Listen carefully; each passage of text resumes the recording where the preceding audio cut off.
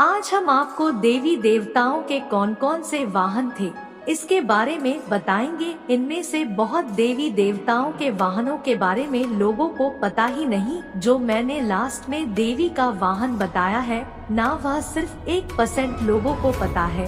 कृपया वीडियो को पूरा देखें। लक्ष्मी जी का पक्षी उल्लू कहलाता है, जिसे माता लक्ष्मी के वाहन के रूप में पूजा जाता है। रात्रि में चरने वाला उल्लू एक प्रक्रियाशील पक्षी है जो अपने भोजन की खोज में लगा रहता है। इससे हमें लक्ष्मी जी के वाहन उल्लू से निरंतरता और समर्पण से काम करने का सीखने का मौका मिलता है। यह माना जाता है कि जो लोग उल्लू के संदेश का पालन करते हैं, उनके पास धन की देवी लक्ष्मी की कृपा सदैव बनी रहती है। सरस्वती जी का वाहन हंस होता है, जो माता सरस्वती के वाहन के रूप में प्रसिद्ध है। हंस एक बुद्धिमता और निष्ठावान पक्षी माना जाता है। यह प्रेम की प्रतीक होता है और जीवन भर एक ही संगी साथ रहता है। यदि उसकी साथी हंसिनी की मृत्यु हो जाती है तो वह दूसरी साथिन की तलाश नहीं करता। विशेष बात यह है कि यदि एक पात्र में दूध और पानी को मिलाकर रखा जाए तो हंस उसमें से दूध पीने की प्राथमिकता देता है, जबकि पानी को छोड़ देता है। इससे हमें यह सीख मिलता है कि हमें दूसरों के दोषों को नजरअंदाज करके उनके गुणों को पहचानना चाहिए। देवी दुर्गा के वाहन के रूप में एक शेर होता है। वह बुराई का संहार करता है और अपने भक्तों पर अपनी कृपा बरसाता है। शेर की खासियत होती है कि वह सदैव संयुक्त परिवार में रहता है। यह जंगल का राजा माना जाता है और सबसे शक्तिशाली प्राणी माना जाता है। इसकी महत्वपूर्ण बात यह है कि वह अपनी शक्ति का उपयोग कभी व्यर्थ में नहीं करता। देवी दुर्गा के वाहन शेर से हमें यह सीखने को मिलता है कि चाहे सुख हो या दुख, हमें अपने परिवार के साथ रहना चाहिए और अपनी शक्तियों का सही तरीके से उपयोग करना चाहिए। भगवान विष्णु के वाहन के रूप में गरुड़ होता है। यह भगवान श्री विष्णु के वाहन के रूप में माना जाता है। गरुड़ की विशेषता है कि यह आकाश में ऊंचाई पर उड़ते हुए भी पृथ्वी के छोटे छोटे जीवों पर नजर रख सकता है। भगवान विष्णु के वाहन गरुड़ से हमें यह सीख मिलती है कि हमें अपने छोटे से कार्यों की भी चिंता करनी चाहिए और हमेशा सतर्क रहकर जागरूक बने रहने की आवश्यकता है। गणपति की वाहनी मूषक पहले पूजनीय भगवान गणेश की सवारी मूषक चूहा है। मूषक का स्वभाव होता है कुचलना। वह अच्छी बुरी चीजों को कुचलकर नुकसान पहुंचाता है। जीवन में कुचलकर कुतरने वाले लोग भी ऐसा ही काम करते हैं, लेकिन विघ्न विनाशक गणपति, जिन्हें बुद्धि और सिद्धि के देवता माना जाता है, ने चूहे को अपनी सवारी बनाकर उसे नीचे दबा दिया है। यह बताता है कि हमें बुद्धि का सही तरीके से प्रयोग करते हुए कुचलने वालों की बातों को अनदेखा करके अपने लक्ष्य पर ध्यान केंद्रित करना चाहिए। भगवान सूर्य के 7 घोड़ों वाला रथ। भगवान सूर्य 7 घोड़ों वाले रथ पर सवारी करते हैं। इन 7 घोड़ों को शक्ति और प्रेरणा के प्रतीक माना जाता है। भगवान सूर्य के रथ के 7 घोड़े हमें जीवन में सदैव प्रगति के मार्ग पर आगे बढ़ने का संदेश देते हैं। भगवान शिव की सवारी माने जाने वाले वाहन बैल की कहानी है। बैल अपने स्वामी भगवान शिव के प्रति समर्पित भाव से काम करता है। बैल आमतौर पर शांत रहता है, लेकिन अगर वह नाराज हो जाता है तो उसको कोई बाधा नहीं कर सकता। भगवान शिव की सवारी बैल से हमें शक्ति को सही दिशा में लगाकर सहज और शांत मन से मेहनत करने की सीख मिलती है। माँ पार्वती की सवारी बाघ के रूप में है। माँ दुर्गा को शेरावाली कहा जाता है। बाघ तो माता पार्वती के वाहन है और उसका एक विशेष महत्व होता है। बाघ अत्यधिक साहस, क्रूरता, आक्रामकता और शौर्य की प्रतीक होता है। यह सब विशेषताएं माता पार्वती के चरित्र में भी पाई जाती है। बाघ की दहाड़ से बाकी सभी आवाजें कमजोर लगती है। माँ पार्वती का हृदय अत्यंत कोमल होता है।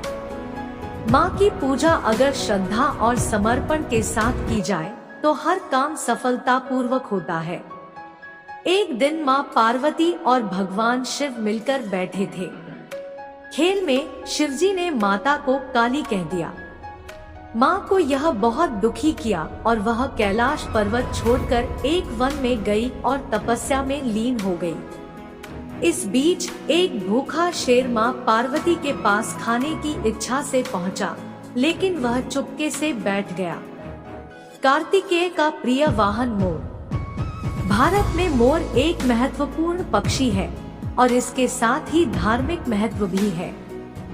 हिंदू पौराणिक कथाओं के अनुसार भगवान मुरुगन, जिन्हें कार्तिकेय भी कहते हैं, के वाहन के रूप में मोर होता है।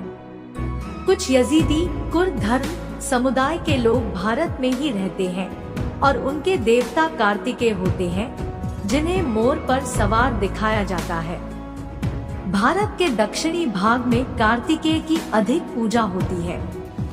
कार्तिकेय को स्कंद भी कहते हैं, जो कि भगवान शिव के पुत्र हैं। उनके पसंदीदा वाहन मोर होता है। एक कथा के अनुसार भगवान विष्णु ने कार्तिकेय की सादगी को देखकर ही उन्हें एक मोर वाहन के रूप में भेंट की थी। मोर का मन चंचल होता है, लेकिन कार्तिकेय ने अपने मन को संयमित रखा था। उनके विशेष बलिदान और साहस के कारण मोर को उनके पसंदीदा वाहन के रूप में चुना गया।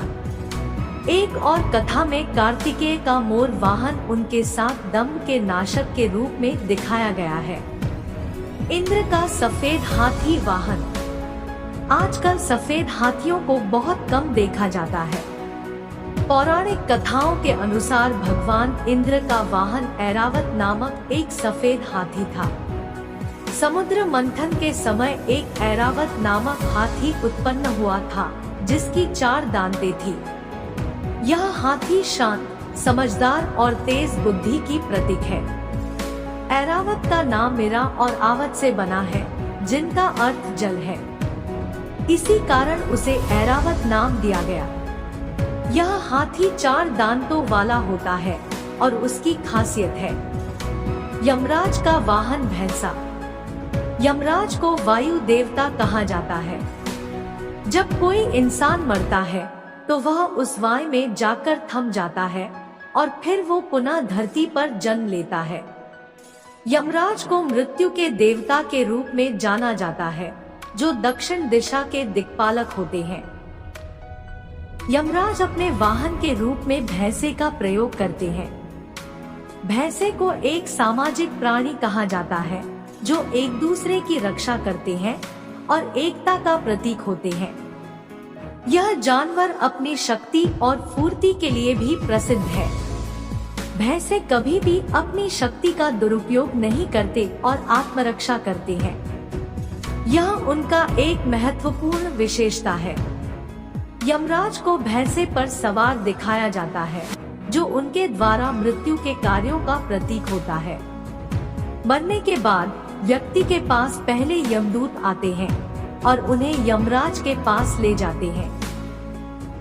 यमराज को दंड देने का अधिकार होता है और वे आत्माओं को उनके कर्मों के अनुसार विभिन्न लोकों में भेजते हैं। कौआ शनि देवता के वाहन के रूप में प्रसिद्ध है। इसके अलावा शनि देवता के वाहन के रूप में घोड़ा, हाथी, सियार, मोर, सिंह, गधा और हंस भी होते हैं। कौआ आमतौर पर एक निषिद्ध प्राणी माना जाता है, लेकिन इसके संबंध में कई अंधविश्वास हैं। श्राद्ध पक्ष में कौओं का विशेष महत्व होता है और घर की छत पर उनके लिए भोजन रखा जाता है। गधा शीतला माता के वाहन के रूप में उपयोग होता है और यह एक साधारण प्राणी है। इस वीडियो को बोलते समय कोई गलती हो गई हो तो मैं क्षमा मांगती हूँ। अगर आपके पास कोई प्रश्न या सुझाव है तो कृपया हमसे साझा करें और हमारे चैनल को सब्सक्राइब करना न भूलें ताकि आप हमारी आने वाली कथाओं और वीडियो से जुड़े रह सकें। आपका साथ और समर्थन हमारे लिए महत्वपूर्ण है। धन्यवाद और वीडियो को लाइक करके कमेंट में हर हर महादेव लिख दीजिए और यह भी बताइए कि आपने इस वीडियो से क्या सीखा। आपको मेरी तरफ से ढेरों बधाइयाँ। आपने इस कथा को पूरी तरह से सुनने का विशेष निर्णय लिया है, जिसका मतलब है वर्तमान समय में जब लोग अपना समय फालतू बातों में बर्बाद कर रहे हैं, आपने वास्तविक ज्ञान की ओर अपना कदम बढ़ाया है।